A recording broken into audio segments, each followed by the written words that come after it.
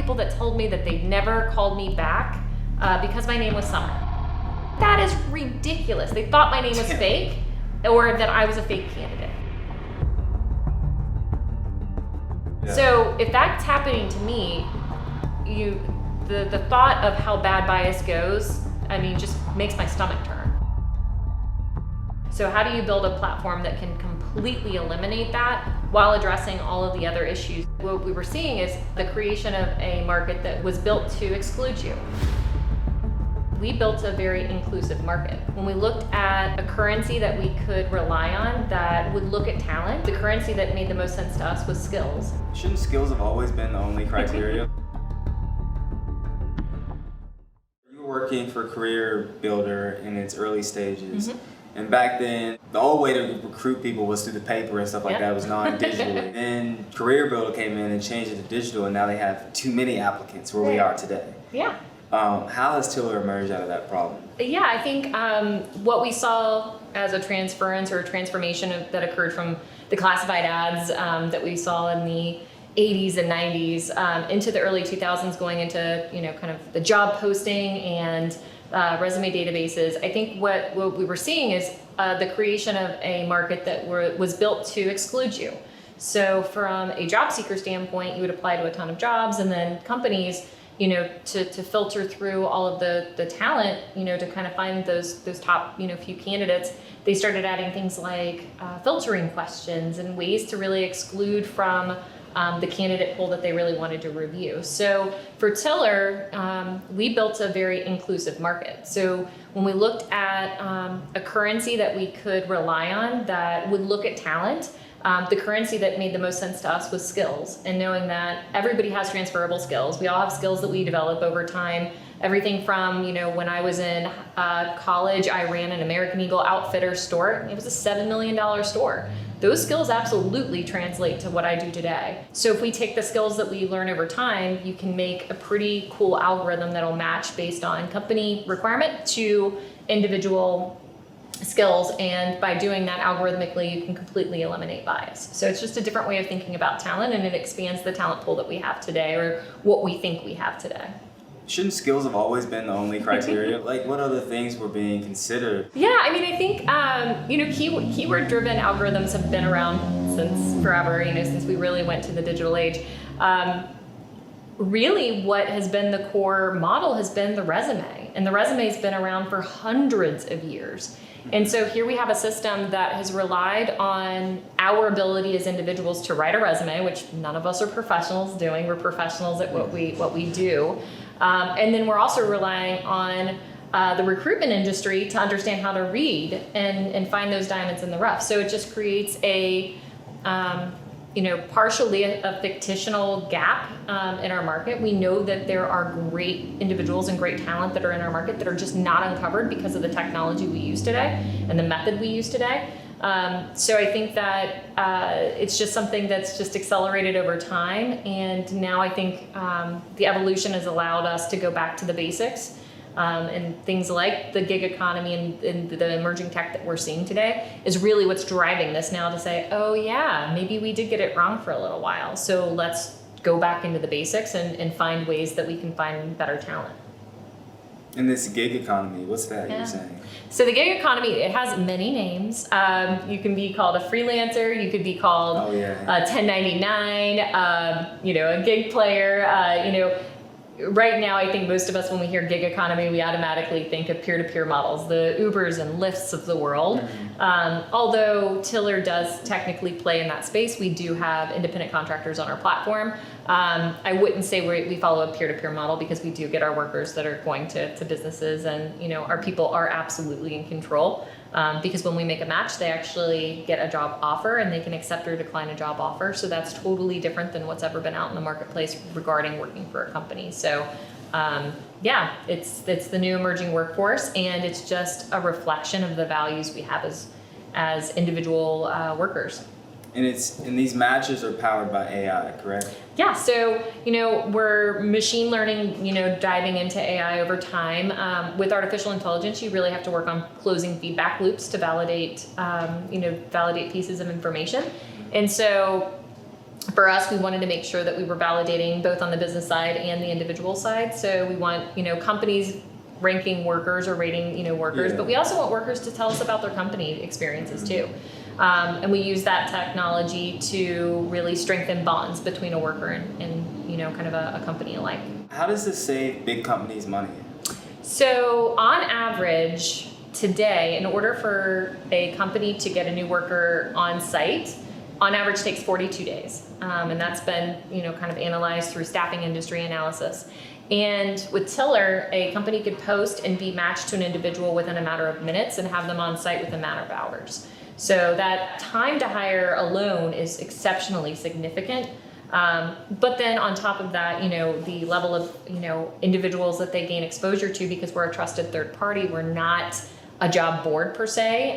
We're built to really, analyze your amalgamation of skills and kind of sit in your pocket so that when a great opportunity comes up, you're notified.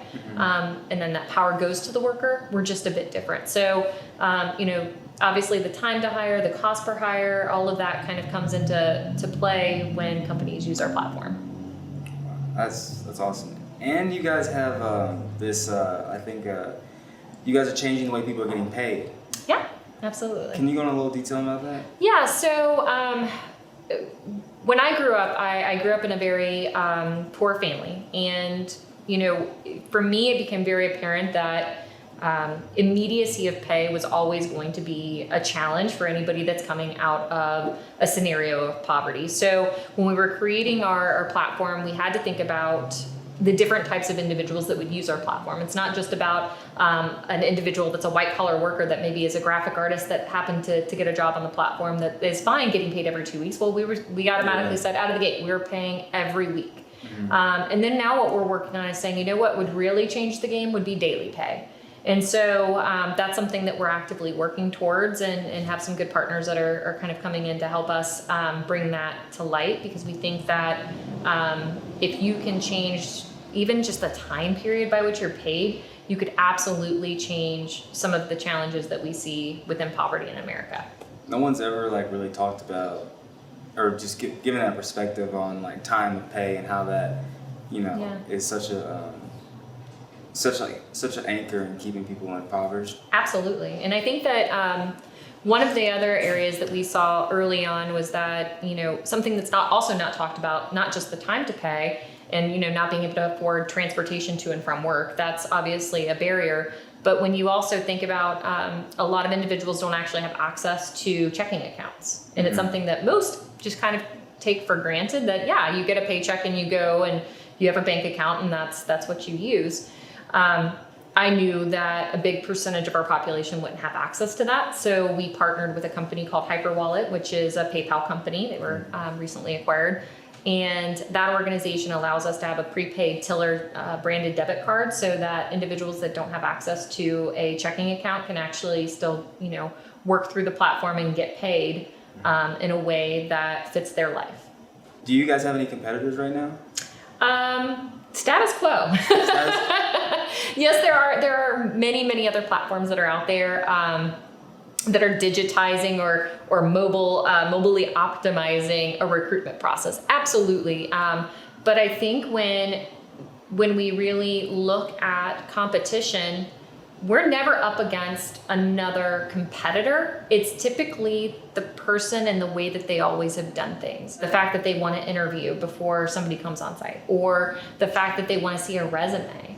And then we have to take that step back and challenge somebody and say, you first told us that you're having challenges getting workers. You're having challenges getting people to stay within that organization. Why would you continue to do the same thing and expect a different result? It's the definition of insanity. So when we really put pressure back on our clients to say, let's think about our talent differently to see if we can, gain a different result, they do acclimate eventually. And I think that was probably our bigger challenges in 2016 and even 2017 was saying, this emerging workforce is coming. We know that the values of our population is going to change.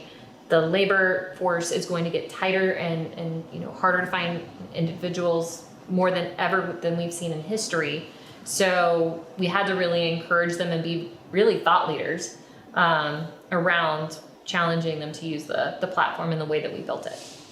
Yeah, because it seems like people, big companies especially, are getting in that sense of they want contract workers versus long-term workers a lot. Yeah. At the same time, employees want to be contract workers. Yeah, they do. Especially Absolutely. software engineers, especially in the tech industry.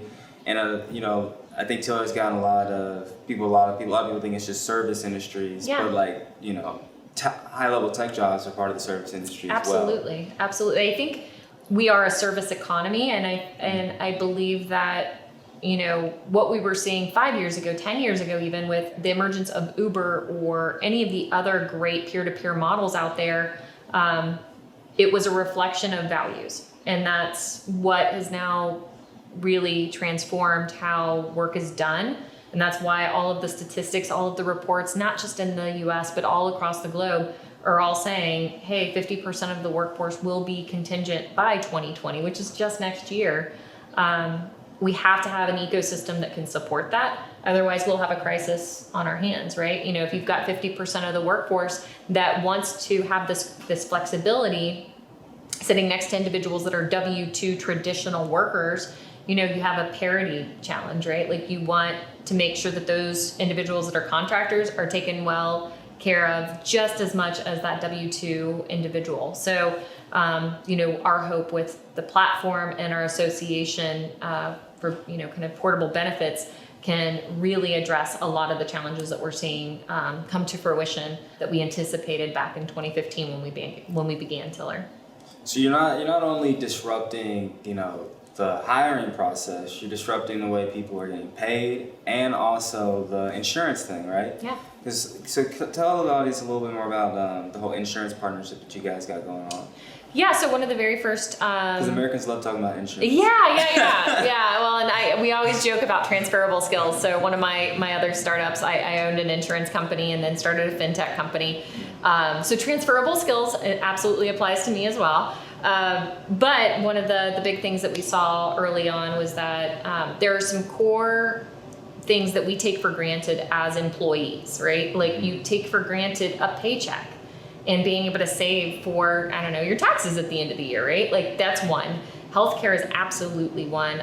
Training and development even is one. So we wanted to build an association or kind of a mechanism or an ecosystem where we could provide types of portable benefits to workers on our platform and really mimic what most of us take for granted. So partnering with companies like Anthem for health insurance, Cengage Learning for training and development, Honest Dollar, which is a Goldman Sachs company for savings platform, Hyperwallet for our prepaid debit cards so that we can accelerate pay. All of those were as core to our business as transforming the way that people were looking at the currency of skills. We wanted that, but we knew that behind the scenes there was so much more that we had to take care of in order for this to work long term. What do you mean by a lot of stuff behind the scenes? Like, you're talking about just the partnerships and getting those together? Yeah, making an ecosystem work so that we weren't just this marketplace for jobs that, was just a broker of relationships between a worker and a company. Yes, we are a technology company and that's what we do.